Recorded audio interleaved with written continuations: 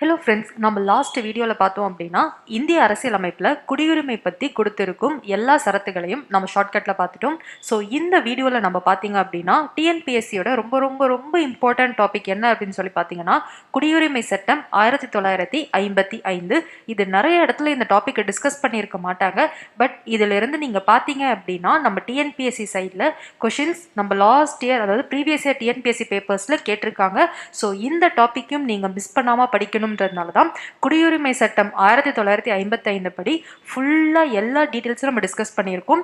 அது மட்டும் கிடையாது, இந்த குடியுரிமை சட்டத்தை நீங்க எப்படி ஈஸியா ஞாபகம் வச்சுக்கலாம் அப்படின்ற ஷார்ட்கட் ட்ரிக்கும் இந்த வீடியோவில் நம்ம டிஸ்கஸ் பண்ணியிருக்கோம். ஸோ இந்த வீடியோ முழுக்க முழுக்க பார்த்தீங்கன்னா குடியுரிமை சட்டம் 1955. ஸோ குடியுரிமை சட்டம் 1955. ஸோ 55 ஏன் அப்படின்னு சொல்லி பார்த்தோம் அப்படின்னா 1947 நம்மளோட இந்தியா சுதந்திரம் பெற்றுச்சு. ஸோ அதில் பார்த்தீங்க அப்படின்னா 2 நாடுகள், பாகிஸ்தான் மற்றும் இந்தியா. ஸோ இந்த மாதிரி 2 நாடுகளாக அதில் பிரிக்கப்பட்டுச்சு. அப்போ பார்த்தீங்க அப்படின்னா நிறைய மக்கள், இந்தியாவில் இருக்கிறவங்க நிறைய பேர் பாகிஸ்தான் போனாங்க, பாகிஸ்தானில் இருக்கிற நிறைய பேர் இந்தியாவுக்கு வர ஆரம்பிச்சாங்க. ஸோ அவங்களுக்குன்னு கொஞ்சம் டைம் கொடுக்கணும் அப்படின்றதுனால ஒரு 1950 வரைக்கும், கிட்டத்தட்ட 52 வரைக்குமே பார்த்தீங்க அப்படின்னா நம்ம இந்தியன் கவர்மெண்ட் வெயிட் பண்ணிட்டு இருந்துச்சு. ஸோ அதுக்கப்புறம் பார்த்தீங்க அப்படின்னா மக்கள் எல்லாரும் இந்தியா வேணுன்றவங்க இந்தியாவில் செட்டில் ஆயிட்டாங்க, பாகிஸ்தான் வேணுன்றவங்க பாகிஸ்தானா செட்டில் ஆயிட்டாங்க. இதுக்கு மேல இந்தியாவோட ஒரு குடிமகன் அப்படின்னா அவங்களுக்குன்னு ஒரு சட்டம் இயற்றணும். ஸோ அதனாலயே பார்த்தீங்க அப்படின்னா 1955 குடியுரிமை சட்டம் அப்படின்னு ஒரு சட்டத்தை இயற்றினாங்க. ஸோ இந்த சட்டத்தில் பார்த்தீங்க அப்படின்னா நம்ம இந்தியாவில் குடிமகனா இருக்கணும் அப்படின்னா நமக்கு குடியுரிமை தொடர்பான அனைத்து விஷயங்களையும் பார்த்தீங்கன்னா ஒழுங்குபடுத்தி சட்டமா ஏற்றினது தான் பார்த்தீங்க அப்படின்னா குடியுரிமை சட்டம் 1955. ஆனா என்னதான் இந்த சட்டம் 1955 இயற்றப்பட்டாலும் காலப்போக்கில் இதில் சில மாற்றங்கள் வந்துச்சு. ஸோ பார்த்தீங்க அப்படின்னா நம்மளோட குடியுரிமை சட்டம் 1955 6 முறை திருத்தப்பட்டிருக்கு. ரொம்ப முக்கியமான பாயிண்ட்டு. இதுவே நம்ம முகவுரை பார்த்தீங்கன்னா ஒரு முறை திருத்தப்பட்டிருக்கு. நம்ம குடியுரிமை சட்டம் 1955 பார்த்தீங்க அப்படின்னா 6 முறை திருத்தப்பட்டிருக்கு. ஸோ அந்த 6 முறை எந்தெந்த வருஷம் அப்படின்றது முக்கியம். 1986 ஒரு தடவை, 1992 ஒரு தடவை, 2003, 2005, 2015, 2019. ஸோ 6 முறை பார்த்தீங்கன்னா நம்ம குடியுரிமை சட்டம் திருத்தப்பட்டிருக்கு. இதுல முக்கியமான வருடம் என்னன்னா 2003, 2019 ஏன் முக்கியம் அப்படின்றத நம்ம பின்னாடி பார்ப்போம். ஸோ இப்போதைக்கு இந்த வருஷம், அதாவது 6 வருஷம் என்ன அப்படின்னு தெரிஞ்சுக்கோங்க. ஸோ 2004 டிசம்பர் 30, 2014, ஓகேவா, 2014 டிசம்பர் 31 அப்போ பார்த்தீங்க அப்படின்னா ஒரு சட்டம் பிறப்பிக்கிறாங்க. என்ன அப்படின்னா இந்தியாவை சுற்றி இருக்கும் 3 நாடுகள், ஆப்கானிஸ்தான், வங்கதேசம், பாகிஸ்தான், இதுல இருந்து பாத்தீங்க அப்படின்னா இந்து, சீக்கியர், பௌத்தர், ஜெயின், பார்சி, கிறிஸ்துவர் 6 சமுதாயங்கள் பார்த்தீங்க அப்படின்னா இந்தியாவில் குடியேறலாம் அப்படின்னு 2014 டிசம்பர் 31 இந்த சட்டம். இதுதான் பார்த்தீங்க அப்படின்னா 2015 குடியுரிமை சட்ட திருத்தம். ஸோ இந்த சட்டத்தில் பார்த்தீங்கன்னா ஒரு சின்ன ஓட்டை இருக்கு. என்ன அப்படின்னு சொல்லி பார்த்தீங்க அப்படின்னா முஸ்லிம்கள் பற்றி இல்லை பேசவே இல்லை. ஆப்கானிஸ்தானா இருக்கட்டும், வங்கதேசமா இருக்கட்டும், பாகிஸ்தானா இருக்கட்டும், இது எல்லாமே முஸ்லிம் பெரும்பான்மை நாடுகள். ஆனால் இங்க இருக்கும் முஸ்லிமை பற்றி பேசாதனாலே இந்த சட்டம் சர்ச்சை காச்சு. ஸோ 2019 திருப்பி இந்த 2015 சட்டத்தை திருத்தி எழுதியிருப்பாங்க. ஸோ அது என்ன அப்படின்றத நம்ம லாஸ்டா டிஸ்கஸ் பண்ணுவோம். இப்போதைக்கு எந்த நாடுகள்ல இருந்து மக்கள் வரதும், எந்தெந்த சமுதாயத்தினர், 6 சமுதாயத்தினரை இந்தியாவுக்கு வர அலோவ் பண்ணியிருப்பாங்க, அவங்க யாரு, 6 பேர் என்ன அப்படின்றத இப்போதைக்கு நீங்க தெரிஞ்சுக்கிட்டா போதும். ஸோ இந்தியாவில் நாம் குடியுரிமை பெறணும் அப்படின்னா அதற்கு 5 வழிகள் மூலயமா தான் நம்ம இந்தியாவில் குடியுரிமை பெற முடியும். ஸோ ஃபர்ஸ்ட் ட்ரிக் என்னன்றதை பார்த்துருவோம். BDNTR, ஹாப்பி பர்த்டே NTR, இதுதான் பார்த்தீங்கன்னா குடியுரிமை வாங்கறதுக்கான வழிகளுடைய ட்ரிக். இதில் B அப்படின்றது பார்த்தீங்க அப்படின்னா பர்த், பிறப்பால் குடியுரிமை வாங்கிறது. D அப்படின்னு சொல்லி பார்த்தீங்கன்னா டெசன்ட் அப்படின்னு சொல்லுவாங்க, வம்சாவளியின் அடிப்படையில் குடியுரிமை வாங்கிறது. என் அப்படின்னா நேச்சுரலைசேஷன் அப்படின்னு சொல்லுவாங்க, இயற்கை மயமாக்கல் மூலயமா நம்ம குடியுரிமை வாங்கிறது. டி அப்படின்னா டெரிட்டரிஸ் அப்படின்னு சொல்லுவாங்க. ஸோ அதாவது பிரதேசங்களை இணைப்பதன் மூலம் குடியுரிமை வாங்கிறது. ஆர் அப்படின்னா ரெஜிஸ்ட்ரேஷன், பதிவின் மூலம் குடியுரிமை வாங்குறது. ஸோ இந்த 5 வழிகளில் தான் நம்ம இந்தியாவில் குடியுரிமை வாங்க முடியும். ஸோ நம்ம அரசியல் அமைப்போட தொடக்கத்திலே குடியுரிமை எப்படி வாங்கலாம்னு இந்த 5 மெத்தடும் சொல்லியிருப்பாங்க.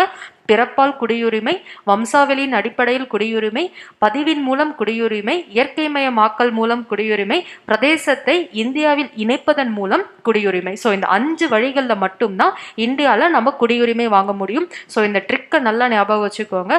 ஹாப்பி பர்த்டே, பர்த்டேன்றதா பிடி, பர்த்டே என்டிஆர், இதுதான் குடியுரிமை வாங்கறதுக்கான வழிகளுக்கான ஷார்ட்கட். இப்போ பிறப்பால் எப்படி குடியுரிமை வாங்குறது அப்படின்றத பார்ப்போம். பிறப்பால் குடியுரிமை வாங்கணும் அப்படின்னா 3 கண்டிஷன் படி நமக்கு பிறப்பால் குடியுரிமை கொடுக்குறாங்க. ஸோ என்ன அப்படின்னு சொல்லி பார்த்தோம் அப்படின்னா 26/1/1950, அதாவது நம்மளோட முதல் குடியரசு தினத்துக்கு அப்புறம், அதாவது அதுல இருந்து 1/7/1987 வரைக்கும் ஒருத்தவங்க இந்தியாவில் பிறக்கிறாங்க அப்படின்னா அவங்களுக்கு பிறப்பால் குடியுரிமை வழங்கிடலாம். அவங்க அப்பா அம்மா எந்த தேசத்தை சேர்ந்தவங்களா இருந்தாலும் பரவாயில்லை, அந்த பிறந்த குழந்தைக்கு இந்திய குடிமகன் அப்படின்ற அந்தஸ்து கொடுத்துருவாங்க. ஒருவேளை அந்த குழந்தை 1/7/1987 இருந்து 2/12/2004 இடையில இந்தியாவில் பிறந்துச்சு அப்படின்னா அந்த குழந்தை இந்தியாவில் பிறந்த குழந்தையா இருக்கணும். அப்பா அம்மால பெற்றோர்ல யாராவது ஒருத்தவங்க இந்தியாவுடைய குடிமகனா இருந்தா மட்டும்தான் அந்த குழந்தைக்கு குடியுரிமை கொடுப்பாங்க. ஒருவேளை அந்த குழந்தை 2004 3/12/2004 இப்போ வரைக்கும் எப்போ பிறந்தாலும் சரி அது இந்திய நாட்டில் பிறந்திருக்கணும். பெற்றோர் இருவரும் இந்தியராக இருக்க வேண்டும். அப்படி ஒருவேளை இல்லைனாலும் குறைந்தபட்சம் ஒரு பெற்றோராவது இந்தியாவுடைய குடிமகனா இருந்தா மட்டும்தான் பார்த்தீங்க அப்படின்னா அந்த குழந்தைக்கு பிறப்பால் குடியுரிமை வழங்குவாங்க. இதுதான் பிறப்பால் ஒரு குழந்தைக்கு இந்தியாவில் குடியுரிமை வாங்கறதுக்கான விதிகள். ஸோ அடுத்த வழி என்னன்னு சொல்லி பார்த்தீங்க அப்படின்னா வம்சாவளி மூலம் நம்ம குழந்தைக்கு குடியுரிமை வாங்குறது. ஸோ வம்சாவளி அப்படின்னாலே பெற்றோர் இதில் யாராவது இங்கே இந்திய குடிமகனாக இருந்தால் மட்டும்தான் வம்சாவளி மூலயமா ஒரு குழந்தை குடியுரிமை வாங்க முடியும். ஸோ ஜனவரி 26/1950 பிறகு அந்த குழந்தை இந்தியாவுக்கு வெளியே பிறந்துருச்சு. ஸோ நம்ம முன்னாடி பிறப்பால் குடியுரிமை வாங்குறது, அந்த குழந்தை இந்தியாவில் பிறக்கணும். வம்சாவளி மூலயமா குடியுரிமை வாங்குறதுல பார்த்தீங்கன்னா குழந்தை இந்தியாவுக்கு வெளியே பிறக்கணும்.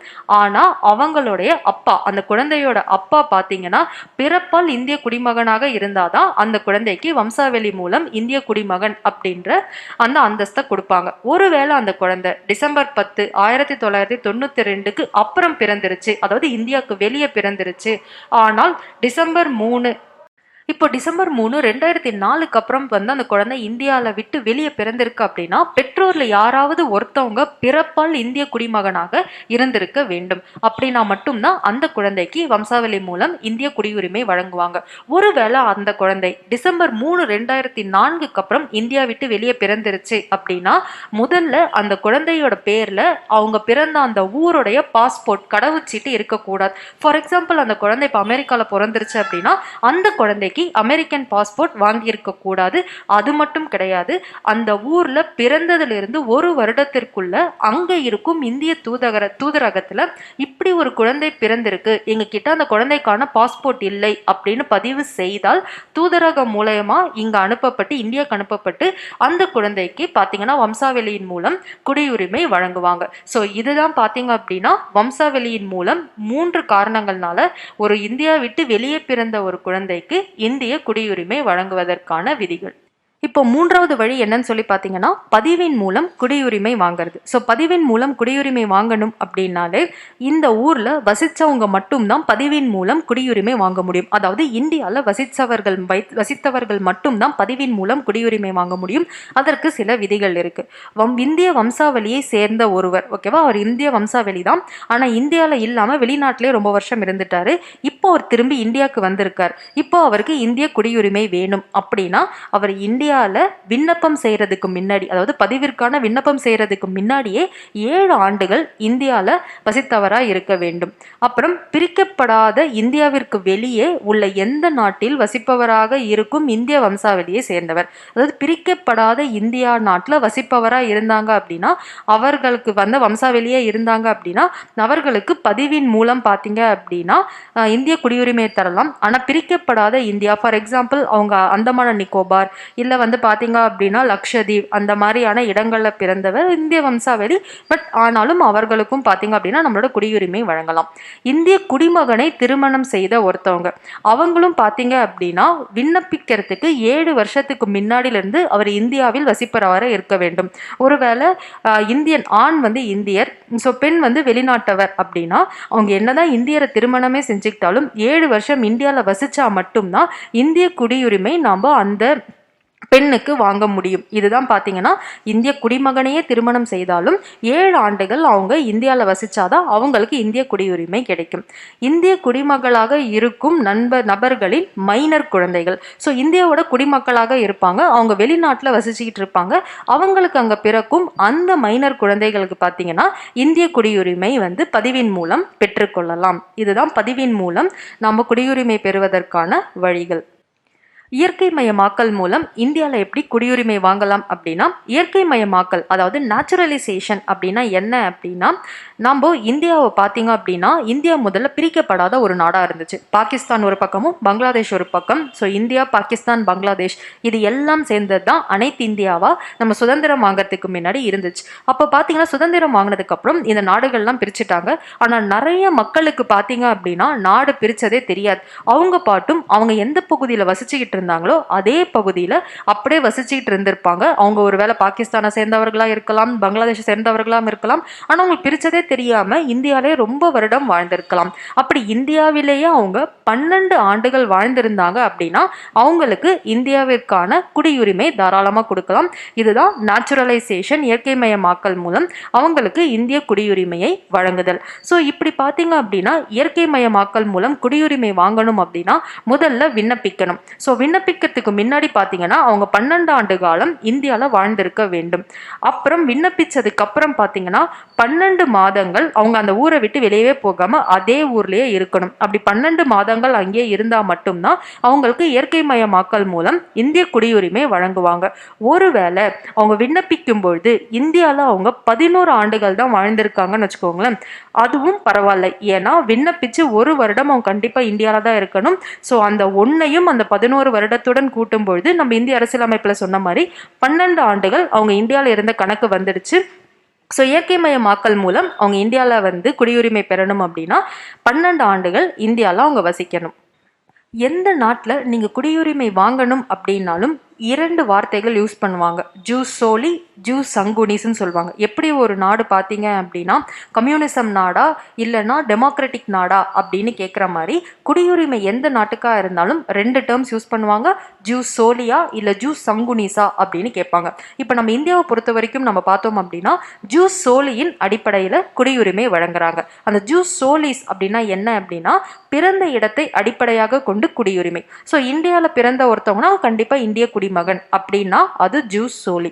இதுவே ஜூஸ் சங்குனிஸ் அப்படின்னா என்னதான் அந்த இடத்துல பிறந்தாலும் அவர்களுடைய இரத்த உறவுகளும் அதே ஊர்ல பிறந்திருக்கணும். ஸோ ஜூஸ் சங்குனிஸ் அப்படின்னா ஒரு குழந்தை இந்தியாவில் பிறக்கிறதுனால மட்டும் குடியுரிமை கொடுக்க மாட்டாங்க. அவங்க பெற்றோர்ல யாராவது ஒருத்தவங்களாவது கண்டிப்பா இந்திய குடிமகனா இருந்தாதான் பார்த்தீங்க அப்படின்னா நம்ம வந்து குடியுரிமை கொடுக்கணும் அப்படின்றது தான் ஜூஸ் சங்குனிஸ். ஆனா நம்ம ரொம்ப வருடமாவே பார்த்தீங்கன்னா ஜூஸ் சோலிஸ் தான் ஃபாலோ பண்ணிட்டு இருந்தோம்.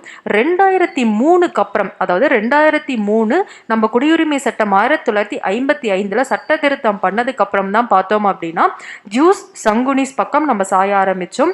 ஸோ இந்த ஜூஸ் சோலிஸ், இந்த ஜூஸ் சங்குனிஸ் என்ன அப்படின்னு தெரிஞ்சுக்கோங்க. ஆனால் நம்ம மேக்சிமம் பார்த்தோம்னா ஜூஸ் சோலி தான் நமக்கு 70%, ஒரு 30% தான் நம்மளோட குடியுரிமை சட்டத்தில் ஜூஸ் சங்குனிஸ் இருக்கும். அதுவும் ஜூஸ் சங்குனிஸ் எப்போ வந்துச்சு அப்படின்னா 2003 சட்ட திருத்தத்திற்கு அப்புறம் தான். அதாவது குடியுரிமை சட்டம் 1955 2003 சட்ட திருத்தம் பண்ணாங்க. அதுக்கப்புறம் தான் ஜூஸ் சங்குனிஸ்ன்னு வந்துச்சு. ஸோ நம்ம நாட்டுக்கு ஜூஸ் சோலிஸ் தான் தேவை அப்படின்னு முதல்ல யார் சொல்றாங்கன்னா மோத்திலால் நேரு கமிட்டி 1928 சொல்லியிருக்காங்க. ஓகேவா, நம்ம குடியுரிமை படி ஜூஸ் சோலிஸ் தான் ஃபாலோ பண்ணணும் அப்படின்னு யாரால சொல்லப்படுதுன்னா மோத்திலால் நேருனால தான் சொல்லப்படுது. ஏன் அது சொல்லப்படுதுன்னா ஜூஸ் சங்குனிஸ் நம்ம ஃபாலோ பண்ணோம் அப்படின்னா அது இனக்கருத்துக்கு வந்து இந்தியாவோட இனக்கருத்து சட்டத்துக்கு அது நேர் எதிராக இருக்கு. எக்ஸாம்பிள், அப்போ இந்தியா வந்து பிரிக்கப்படாத ஒரு இந்தியா, பாகிஸ்தானும் இருக்காங்க, பங்களாதேஷ் சேர்ந்தவங்களும் இருக்காங்க, ஓகேவா? ஸோ அதனால பார்த்தீங்க அப்படின்னா பெற்றோரை எல்லாம் கருத்தில் கொள்ள முடியாது, இந்தியாவில் பிறந்தா அவங்க இந்திய குடிமகன் தான் அப்படின்னு சொல்லிட்டு நம்ம ஜூஸ் சோலியே எடுத்துக்கலாம் அப்படின்னு மோதிலால் நேரு கமிட்டி சொல்லிடுச்சு. இப்போ நம்ம முக்கியமான சட்ட திருத்தங்கள் பார்ப்போம். ஸோ நம்மளோட குடியுரிமை சட்டம் 1955 பார்த்தீங்கன்னா 6 முறை திருத்தப்பட்டிருக்கு. அதில் 2 முறை நம்ம தெரிஞ்சுக்கிட்டா போதும். ஒன்று 2003, ஒன்று 2019. ஸோ 2003 திருத்தம்ல என்ன பண்ணியிருக்காங்க அப்படின்னா, மீதி திருத்தங்கள்லாம் ரொம்ப சின்ன திருத்தம் தான். ஸோ அதனால் நம்ம அதை பார்க்கல. ஸோ 2003லையும் 2019லையும் மிகப்பெரிய திருத்தம் பண்ணியிருக்காங்க. ஸோ 2003 திருத்தம் அப்படின்னாலே, அதாவது குடியரசு சட்டம், அதாவது குடியுரிமை சட்டம் 1955ல் 2003ல் திருத்தம் என்ன அப்படின்னா, நம்ம ஜூஸ் சோலிஸ்ல இருந்து ஜூஸ் சங்குனிஸா மாறினது தான் 2003 சட்ட திருத்தத்தில் பண்ணது. ஸோ ஏன் இந்த திருத்தத்தை பண்ணாங்கன்னா, பங்களாதேஷில் இருந்து நிறைய பேர், வங்கதேசத்துலேருந்து நிறைய பேர் பார்த்தீங்கன்னா இந்தியாவில் வந்து சட்டவிரோதமாக குடியேறிக்கிட்டே இருந்தாங்க. ஸோ அவங்க சட்டவிரோதமாக குடியேறினது மட்டும் இல்லாமல் இங்கேயே இருந்து இங்கேயே குழந்தையும் பெற்றுக்கிட்டு, ஸோ அந்த குழந்தைகளுக்கு இந்திய குடியுரிமையும் வாங்கிட்டு இருந்தாங்க. இது சட்டத்திற்கு புறம்பானது. ஸோ இது சட்டவிரோதமாக குடியேற்றத்தை வந்து தடுக்கிறதுக்காக தான் பார்த்தீங்க அப்படின்னா நம்ம ஜூஸ் சோலியில் இருந்து ஜூஸ் சங்குனிஸா மாற வேண்டியது இருந்துச்சு. ஏன்னா ஜூஸ் சோலின்றது பிறந்த இடத்தை வைத்து குடியுரிமை கொடுக்கறது. அப்படின்னு பார்த்தா சட்டவிரோதமாக குடியேறினவங்க இங்கேயே வாழ்ந்து குழந்தை பெற்றுக்கிட்டாங்கன்னா அவங்களுக்கும் இந்திய குடியுரிமை கொடுக்குறாங்க அப்படின்னா அது ஒரு சட்டவிரோதமான செயல் தானே. ஸோ அதனால நம்ம எல்லாத்துலேயும் ஜூஸ் சோலிஸையே வந்து பயன்படுத்த முடியாது, நம்ம கொஞ்சம் ஜூஸ் சங்குனிஸையும் சேர்த்து தான் பயன்படுத்தணும். என்னதான் இந்த ஊர்லேயே நீங்கள் குழந்தை பெற்றுக்கிட்டாலும் அப்பாவோ அம்மாவோ இந்திய குடிமகனாக இருந்தால் மட்டும்தான் அந்த குழந்தைக்கு இந்திய குடியுரிமை கொடுக்க முடியும் அப்படின்னு சொல்லிட்டு ஜூஸ் சோலியில் முழுசாக இருந்ததுலேருந்து கொஞ்சம் ஜூஸ் சங்குனிஸை எடுத்துட்டு வந்தது 2003 சட்ட திருத்தத்துல தான். திருப்பி நம்மளோட குடியுரிமை சட்டம் பார்த்தீங்கன்னா 2019 திருப்பி வந்து திருத்தம் செய்யப்பட்டிருந்துச்சு. இது எது திருத்தம் அப்படின்னா 2015 ஒரு திருத்தம் செஞ்சாங்க. அதையே திருப்பி பார்த்தீங்கன்னா 2019 திருத்தம் பண்ணாங்க. 2015 என்ன பண்ணாங்கன்னு நம்ம முன்னாடியே பார்த்தோம். 3 நாடுகள், இந்தியாவை சுற்றியுள்ள 3 நாடுகள், பாகிஸ்தான், வங்கதேசம், ஆப்கானிஸ்தான், இந்த ஊரில் இருக்கும் 6 சமூகத்தினர், இந்துக்கள், சீக்கியர்கள், புத்த மதத்தினர், ஜெயினர்கள், பார்சிகள், கிறிஸ்துவர்கள், இவங்க இந்தியாவுக்கு டிசம்பர் 31, 2016க்கு முன் இந்தியாவில் நுழைந்திருந்தாங்க அப்படின்னா அவங்களுக்கு குடியுரிமை வழங்கலாம் அப்படின்றது தான் 2015 நம்மளோட சட்ட திருத்தம். ஆனால் இதில் முஸ்லீம்கள் பற்றி எங்கேயுமே சொல்லலை. இந்த 3 நாடுகள்லையுமே முஸ்லீம் பெரும்பான்மை தான் அதிகம். ஆனால் இது பார்த்தீங்க அப்படின்னா இந்தியன் கவர்மெண்ட் வந்து முஸ்லீம்களுக்கு இதுக்கான இதுவே தரவே இல்லை. அதாவது முஸ்லீம்கள் உள்ள வரலாம் அப்படின்னு அந்த மசோதாவில் சொல்லவே இல்லை. நாடு முழுவதும் நிறைய கிளர்ச்சிகள் இருந்துச்சு. ஸோ அதனால பார்த்தீங்க அப்படின்னா இந்தியன் கவர்மெண்ட் என்ன சொன்னாங்க அப்படின்னா, முஸ்லீம்களை இந்த மாதிரி நம்ம அலோவ் பண்ண முடியாது.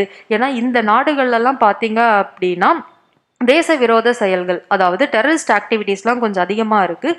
ஸோ குடியேறாங்க அப்படின்ற அடிப்படையில் முஸ்லீம்க்கு இங்கே குடியுரிமை கொடுக்க முடியாது. அவங்கள பேக்ரவுண்ட் செக்லாம் பண்ணி அவங்க ரெக்கார்ட்ஸ்லாம் கிளியராக இருக்குது அப்படின்னா இந்த நாட்டில் இருந்து வரும் முஸ்லீம்களையும் நாங்கள் இங்கே வந்து பார்த்தீங்க அப்படின்னா இந்திய குடியுரிமை தரோம் அப்படின்றதான் 2019 சொன்னது. ஸோ 2019 ரொம்ப முக்கியமானது என்ன அப்படின்னா, இந்த 6 சமூகத்தினர், இந்த 3 நாடுகள் இருக்குல்ல, அதாவது பாகிஸ்தான், வங்கதேசம், ஆப்கானிஸ்தான், இந்த 3 நாடுகள்ல இருந்து வரும் இந்த 6 சமூகத்தினரும் இந்தியாவில் குடியேறி 5 வருடங்கள் இந்தியாவில் கழிச்சாலே அவங்களுக்கு பார்த்தீங்கன்னா இந்திய குடியுரிமை வழங்கிடலாம் அப்படின்னு இருந்துச்சு. ஸோ 2015 பார்த்தீங்க அப்படின்னா, அதாவது இந்த 6 சமூகத்தினரும் 11 ஆண்டுகள் இந்தியாவில் இருக்கணும்னு சொன்னாங்க. ஸோ 2019 பார்த்தீங்கன்னா அதை இன்னும் குறைச்சி 5 ஆண்டுகள் அவங்க இந்தியாவில் இருந்தாலே போதும் அப்படின்னு சொல்லிட்டாங்க. ஸோ இதுலேயும் பார்த்தீங்கன்னா 2019 முஸ்லீம்கள் பற்றி கிளியரான கிளாரிட்டி கொடுக்காம திருப்பி இந்த 6 சமூகத்தினருக்கும் அந்த கால வரையறை மட்டும் குறைச்சிருந்தாங்க. ஸோ அந்த நம்பர் ரொம்ப ரொம்ப முக்கியம். 11 ஆண்டுகளா வாசிக்கணும்னு இருந்ததை 5 ஆண்டுகளா குறைச்சிருக்காங்க. ஸோ இவ்வளோ நேரம் நம்ம இந்த வீடியோவில் ஃபுல்லாகவே வந்து எப்படி இந்தியாவில் ஒருத்தவங்க குடியுரிமை வாங்கலாம்னு சொல்லி பார்த்துக்கிட்டே இருந்தோம். இப்போ நம்ம என்ன பார்க்க போகிறோம் அப்படின்னா, குடியுரிமை வாங்கிட்டோம் அப்படின்னா நம்ம பேர் எந்த லிஸ்ட்டில் இருக்கும் அப்படின்றது தெரிஞ்சாதான் நம்ம குடியுரிமை வாங்கிட்டோமா இல்லையான்னு கன்ஃபார்ம் பண்ண முடியும். ஸோ நாம் எல்லாருமே இந்திய குடிமக்கள் அப்படின்னா நம்மளோட பேர் எங்கே இருக்கும் அப்படின்னா நேஷ்னல் ரிஜிஸ்டர் ஆஃப் சிட்டிசன்ஸ், தேசிய குடிமக்கள் பதிவேடுல நம்ம பேர் இருந்தாதான் நாம இந்தியாவுடைய குடிமகன் இல்லைன்னா குடிமக்கள் அப்படின்னு அர்த்தம். ஓகேவா? இந்த தேசிய மக்கள் பதிவேடு என்ஆர்சி அப்படின்னு சொல்லுவாங்க. இது முதல்ல எப்போ தயாரிக்கப்படுதுன்னா 1951 மக்கள் தொகை கணக்கெடுப்பின்படி இந்த லிஸ்ட் வந்து தயாரிக்கப்படுது. அப்புறம் பாத்தீங்க அப்படின்னா ஒவ்வொரு வீடா போயிட்டு தங்கியிருக்கும் நபர்களின் பெயர்கள்லாம் குறிச்சுதான் இந்த லிஸ்ட் 1951 முதல் உருவாக்கப்படுது. இந்த NRC national register of citizen list பாத்தீங்கன்னா ஒரே ஒரு முறை மட்டும்தான் வெளியிடப்பட்டுச்சு. அதுக்கப்புறம் பாத்தீங்க எல்லாமே டிஜிட்டல் டேட்டாஸ். ஓகேவா? ஸோ அதனால இந்த லிஸ்ட் அதுக்கப்புறம் எப்பவுமே வெளியிடப்படலை. ஓகேவா? ஸோ 1951 டேட்டா பாத்தீங்கன்னா கொஞ்சம் இன்கம்ப்ளீட், நிறைய பேரோட பேர் விடுபட்டு இருந்துச்சு. ஓகேவா? அதனால பாத்தீங்க அப்படின்னா 1971 ஆண்டோட வாக்காளர் பட்டியல் ஓட்டர் லிஸ்ட்டை வச்சு திருப்பி இந்த என்ஆர்சியில் நிறைய பேரோட பேரை சேர்க்குறாங்க.